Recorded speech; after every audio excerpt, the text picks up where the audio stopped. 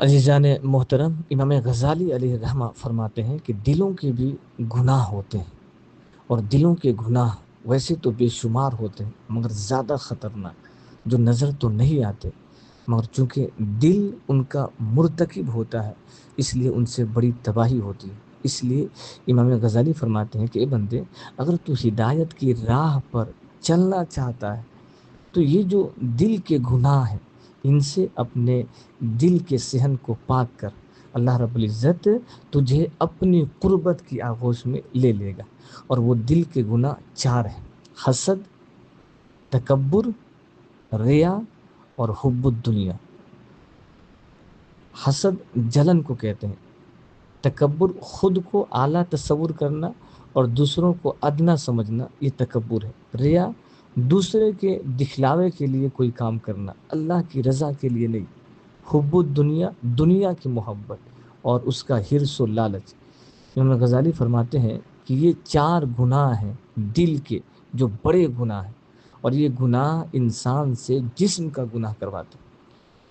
یہ جو حسد ہے، فرمایا کہ بندے جب تو حسد کرتا ہے دل کے اندر تو کس پر حسد کر رہا ہے؟ ذرا سوچ، بندے کے خلاف کچھ نہیں کر رہا، بلکہ اللہ نے کسی پر نعمت کی تو اللہ کی اس نعمت پر حاسد ہو گیا۔ اللہ نے کسی پر نعمت کی، کسی کو عزت دی، اللہ نے کسی پر نعمت کی، کسی کو مال دیا، اللہ نے کسی پر نعمت کی، کسی کو اولاد دی۔ یہ الگ بات ہے کہ وہ نعمت بھی تھی اور آزمائش بھی تھی، اور معلوم نہیں کہ وہ اس آزمائش میں پورا اترا یا نہیں، مگر تو اللہ کی نعمت پر حسد کر رہا ہے۔ اس کا مطلب یہ ہے کہ تو اللہ پر غصہ ہو رہا، معاذ اللہ، تو اللہ پر ناراض ہو رہا کہ اللہ رب العزت نے اسے اتنا مال کیوں دے دیا۔ تو اللہ پر اعتراض کر رہا، اللہ رب العزت نے اسے اتنا علم کیوں دے دیا، اللہ رب العزت نے اسے اتنی اولاد کیوں دے دی۔ تو گویا حسد کرنا یہ اللہ کے فیصلے پر اعتراض کرنا ہے، اس لیے اس سے بڑی تباہی ہوتی ہے۔